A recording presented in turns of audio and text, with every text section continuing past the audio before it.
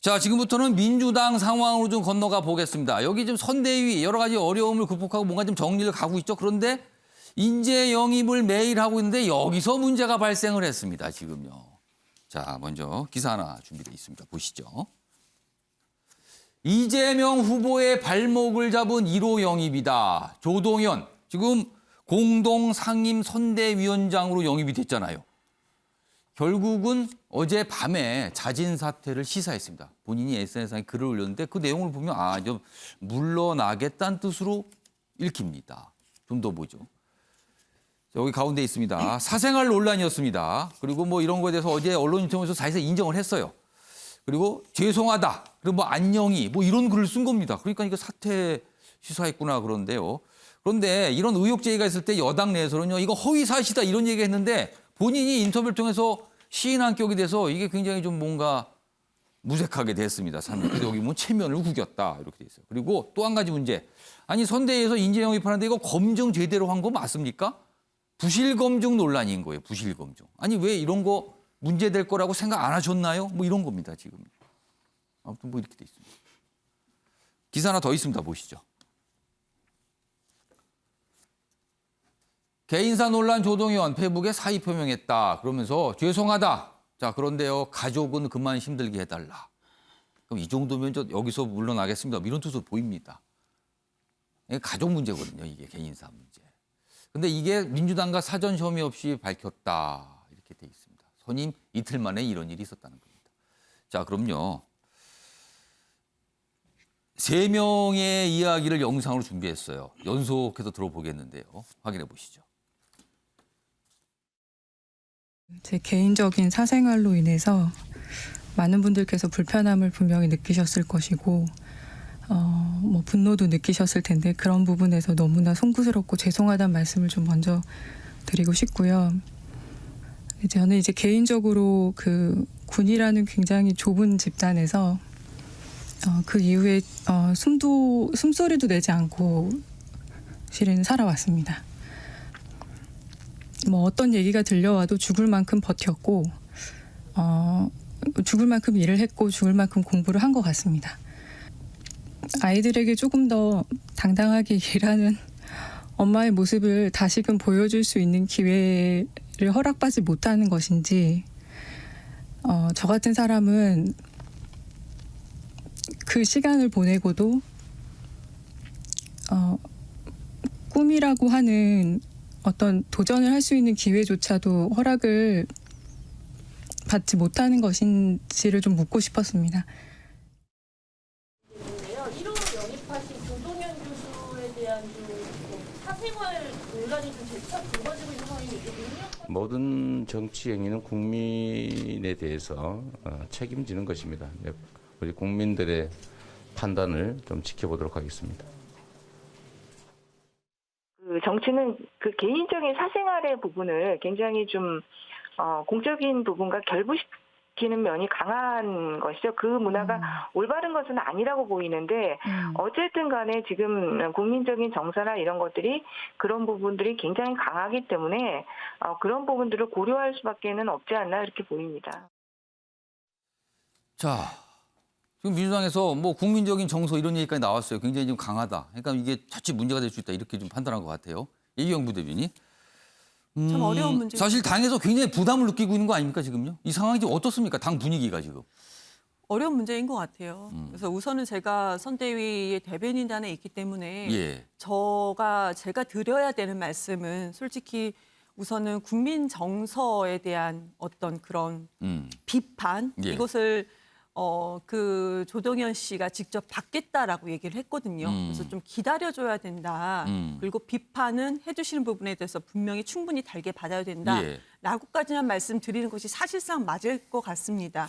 그리고 그렇지만 어제 밤에 사실 여러 가지 일들이 있었거든요. 지금 사퇴 표명한 걸로 봐야 되는 겁니까? 이건 어떻게 보십니까? 그렇지만 이제 제가 예. 저도 이제 일을 하는 여성의 입장에서 예. 그냥 선대위 차원으로 그냥 우리가 공식적으로 발표하는 것까지만 말씀드리기에는 이 자리에서 저도 좀 일정 부분 분노가 좀 오르기 때문에 조금 더 말씀을 드린다면 예.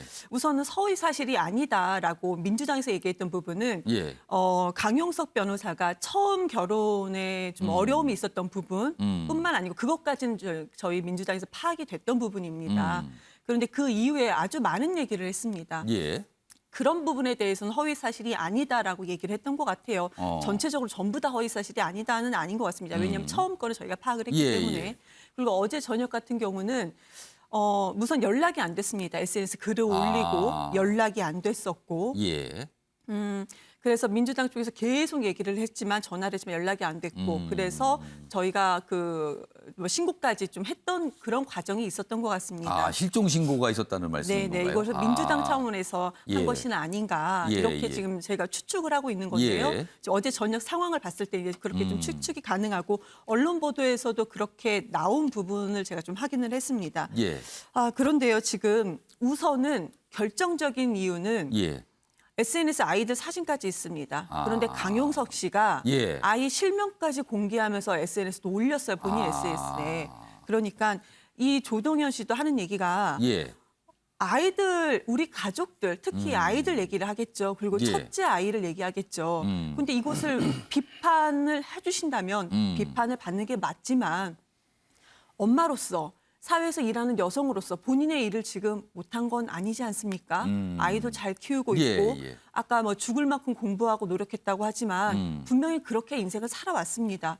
그런데 글쎄요, 이것을 이렇게까지 아이들까지 가족들까지 파헤치면서 이런 식으로 가는 것이 맞는가라는 예. 그런 생각도 들고요. 그거는 민주당 차원에서 따로 대응이나 조치를 취할 생각이 있으십니까? 우선 그 부분에 법적 대해서는? 조치가 필요한 부분에 대해서는 예. 오늘 저희가 논평도 나갈 거지만 예. 법적 조치가 필요한 부분은 강경하게 법적 조치를 할 예정입니다. 예, 예. 그리고 조동현 씨하고 연락을 해서 예. 앞으로 어떻게 해야 될 것인지는 아직 논의 중에 있는 것 같아요. 아직은 이른 아침이니까. 예, 예. 그리고 제가 백혜련 위원장님 뭐 마음속으로는 존경하지만 예. 저 발언은 예. 어떻게 보면은 마치 민주당에서 인재가 필요해서 청년 여성이라는 여성을 그 인재 영입을 해놓고 지금 국민 정서가 이러니까 마치 바로 손을 떼는 듯한 그런 분위기를 줄 수 있습니다. 예. 근데 그런 부분에 대해서는 한편으로는 그래 민주당 잘했다 이런 얘기도 들릴 수도 있겠지만 예. 많은 여성들 지금 일하는 많은 여성들 특히 이재명 후보가 30대 40대 여성들한테 예. 지지율이 그렇게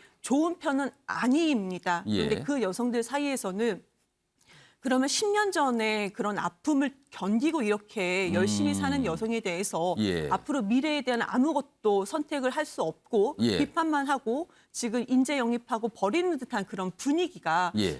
죄송합니다. 버리는 듯한이라는 표현이 제가 너무 예, 강하게 예. 쓴 것 같은데 이게 적합한 것 같지는 않습니다. 그래서 만약에 그렇게도 보시는 분들이 있는데 예. 이것이 민주당에는 그렇게 크게 도움이 될까 그런 저는 걱정은 앞섭니다.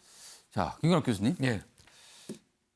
민주당에서 이 사생활 관련된 부분을 미리 파악은 못한 것 같아요. 근데 인재 영입은 굉장히 중요하잖아요. 특히 1호 인재 영입이 있고요. 그 맡은 직책이 공동상임 선대위원장님 중책이었어요. 영입을 할 때 민주당 내부에서 이런 인재 영입에 대한 체크리스트라든가 뭐 여러 가지 검증하는 이런 게 좀 부실한 건가요? 아니면 아예 없는 건가요? 어떻게 보셨어요? 했겠죠. 그리고 이제 재혼까지는 다 이제 사실은 예. 알고 이렇게 예. 영입을 한 예. 것인데 그 외에 이제 혼외자 문제가 추가적으로 다른 이제 사생활 나온 문제 것 같아요. 그것까지는 몰랐을 것이다. 거기까지는 몰랐을 가능성이 있고 아. 그런데 어쨌든 저는 사생활 영역이 이렇게까지 부각이 돼야 되는지 예컨대 그런 식으로 하면은 사실 지금 대통령이 돼 있는 바이든 대통령도 굉장히 사실은 사생활이 우리가 얘기하는 기준선을 넘어가는 부분이 있거든요. 그런데 결과적으로는 이제 선대위원장이고 얼굴이 예. 된다는 그런 측면에서 당의 부담은 될 겁니다. 그런데 중요한 거는 어떻게 보면 이제 이 상황에선 국민 정서죠. 그러니까 사생활을 어디까지 수용할 것이냐의 부분은 그 상황에 어떤 맞는 국민 정서의 기준이 작동을 하는 선까지가 될 것이다. 그럼 김건학 교수님 보시기엔 이 사안이요. 그냥 이 정도 논란이 됐지만 민주당에서 그래도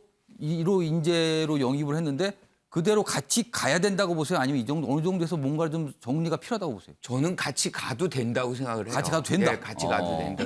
이 정도를 뚫고 가야지. 뭐 우리가 사생활 없는 사람이 어디 있고. 근데 정치적으로 예를 들어서 굉장히 부담이 있죠. 될 경우에는 부담이 있지만 이런 부분에 대해서는 오히려 더 좀 일관된 뭐 행보 예. 이런 것들이 지금 민주당에서 보여줄 필요가 있겠다. 그리고 지금 20, 30대의 어떤 호응을 굉장히 끌어들이는 그런 역할을 지금 자임하고 예. 선대위원장을 한 것이거든요. 예. 이럴 때 한 번 더 힘을 실어주는 것도 저는 맞다고 보고요. 지금 더 중요한 것은 여성으로서 뭐 예. 이분이 됐다 그래가지고 지금 김병준 선대위원장 같은 경우는 브로치다, 뭐 예쁜 그래갖고 좀 브로치다. 비판을 많이 받았죠. 뭐 이런 식으로 지금 이렇게 비유를 당하고 있는 상황 속에서 예. 그거 하나를 내려놓는다. 저는 오히려 그것도 또 부담이다. 그렇죠. 그리고 또 한 가지가 뭐냐면 지금 윤석열 후보 부인 김건희 씨도 이 사생활 논란이 있어요. 이 부분 어떻게 얘기를 우리가 해야 될지 예. 이런 부분들도 감안한다면 저는 지금 민주당에서 오히려 과감하게 예. 이 부분 뚫고 가는 것도 맞겠다 이렇게 생각합니다. 자, 일단 박원석 전 의원 그리고 장희찬 평론가께 발언께 드릴게요. 먼저 박원석 전 의원. 지금 여러 가지 설명도 해주셨는데 일단 개인의 사생활 문제다. 그러나 정치적으로 부담이 될 수 있다. 그다음에 국민 정서와 여론이라는 것이 있다. 뭐 여러 가지 얘기도 있어요. 네. 이 사안 어떻게 판단하십니까? 어떤 결론 쪽으로 가야 된다고 보세요? 일단 우리가 이제 공사 구분을 해야 된다 이런 말을 자주 예. 하잖아요. 그러니까 어떤 공적인 일을 수행함에 있어서 사적 이해관계를 대입하면 안 된다. 마찬가지로 과거의 사생활에 대해 공적 잣대를 들이대면 안 되는 겁니다. 그래서 저는 그 강용석 변호사가 한다는 매체 예. 저분이 후보도 아니고 그다음에 뭐 어떤 공적 인물이 아닙니다. 공직 후보도 아닙니다. 그런데 저렇게 지나치게 개인의 사생활을 그런 관음증적인 이 호기심을 가지고서 예, 예. 파헤치는 게 과연 이게 바람직한가? 민주당에서 뭐 법적 대응을 하시는데 예. 반드시 응분의 대가를 치르도록 단호한 대응이 좀 필요하다고 보고요. 음. 저는 민주당에서 조동현 씨를 손절하지 않았으면 좋겠습니다. 그러니까 새로운 기준을 좀 만들었으면 좋겠어요. 그야말로 공사 구분을 정확히 하는 그런 기준을 예. 만들었으면 좋겠고 흔히 이제 대선이나 총선 앞두고 큰 당들이 묻지마 인재 영입, 보여주기식 인재 영입 이런 게 낳은 하나의 부작용이고 폐해이긴 한데요. 예. 이번에 민주당이 뭐 여론에 일정한 부담이 있겠지만 예. 새로운 기준을 보여준다면 그에 대해서 또 다른 평가를 받을 수도 있겠다 이런 판단이 들고요. 그리고 제가 이 인재 영입을 보면서 드는 느낌은 이런 겁니다. 각 당에도 오랫동안 당내에서 준비하고 실력을 갈고 닦은 예. 많은 정치 지망생들이 있고 청년 정치인들이 있고 도전하는 정치인들이 있단 말이에요. 이분들은 인재가 아니냐는 겁니다. 그래서 선거만 앞두면은 외부에서 왜 꼭 밖에서 찾는가? 정치와 전혀 상관없던 사람들, 그 상관없던 삶을 살던 분들을 그럴싸한 스펙과 그럴싸한 경력만 있으면 인재라고 내세워서 인재 영입하는 이런 정치 문화는 또 일각에서는 요즘에 인재 영입 보니까 다 이과 출신이더라. 왜 문과 출신들은 안 뽑냐 이런 불만도 있더라고요. 요즘 보니까. 트렌드가 그렇죠. 예.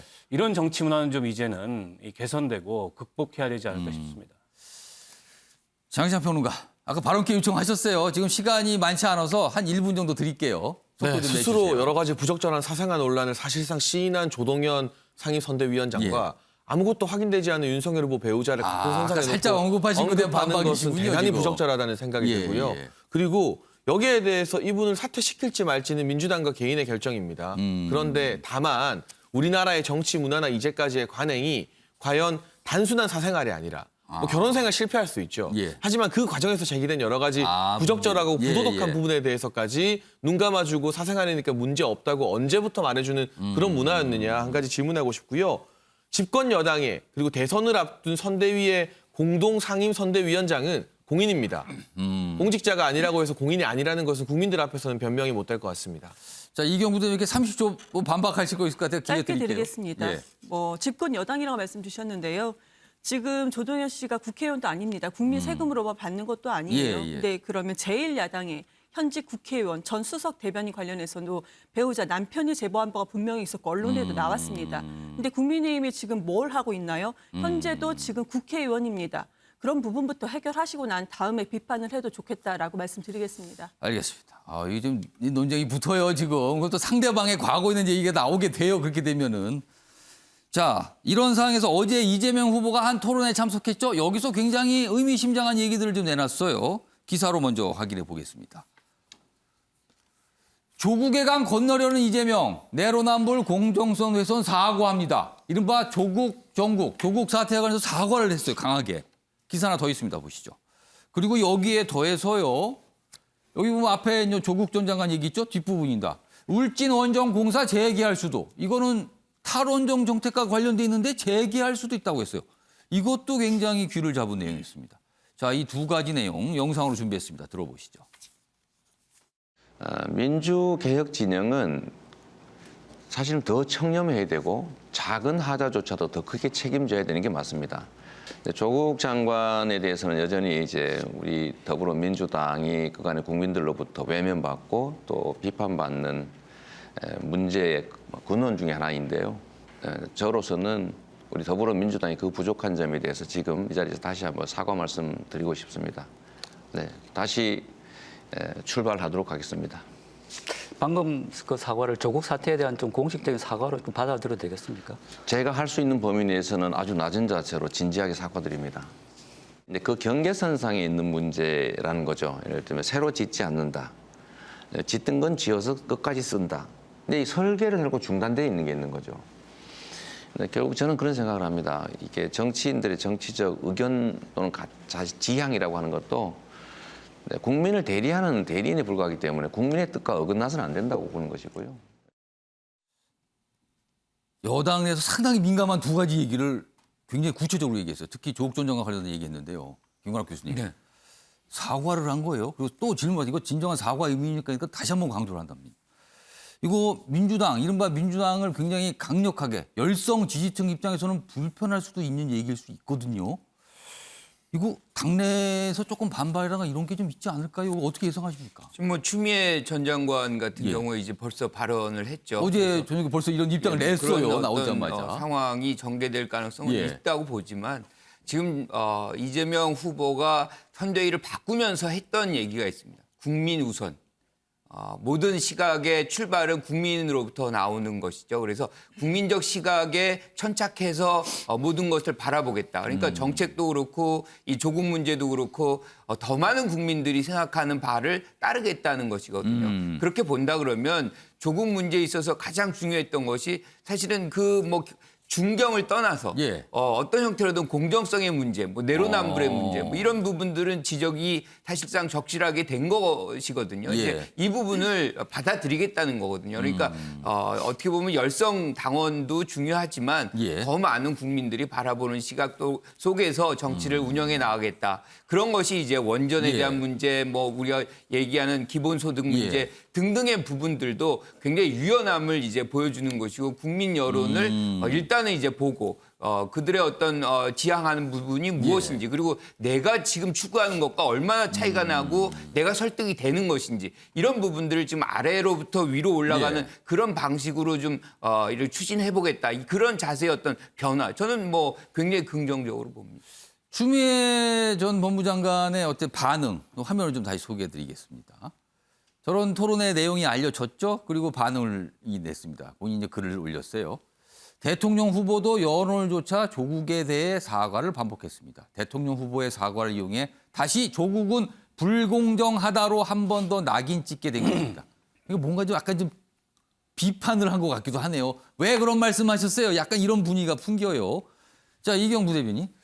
추미애 전 법무장관 대선에서도 도전을 하셨잖아요. 경선에서 출마하셨는데 상당히 굉장히 강력한 지지층을 갖고 있는 정치인으로 꼽힙니다. 이렇다면 이건 이재명 후보한테 조금 부담이 될 수 있는 거 아닙니까? 이거 어떻게 판단하십니까? 이재명 후보가 어제 토론회에서 했던 얘기를 전체 내용을 들어보시면은 뭐 불공정하다 이런 얘기가 나온 게 아닙니다. 그러니까 조국 전 장관의 그런 일에 대해서 예.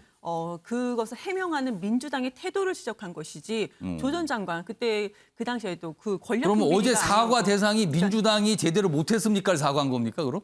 보면은 우리는 억울하다. 왜 우리만 가지고 그러냐. 이런 태도가 지금 잘못됐다고 저는 생각을 합니다. 그 전에 저도 이제 그 기자들과 만났을 때 나경원 아들 같은 경우 나경원 전 원내대표의 아들 같은 경우는 미국에서 고등학생이 서울대 한국에 있는 서울대학교에서 연구를 하고 이런 과정이 분명히 있는데 이것도 잘못된 것이 아니냐 했을 때 근데 이것은 왜 기사화되지 않느냐 물었을 때 정말 국회에 있는 모든 기자들이 똑같이 하는 얘기가 있었습니다. 민주당이 아니잖아. 나경원이잖아.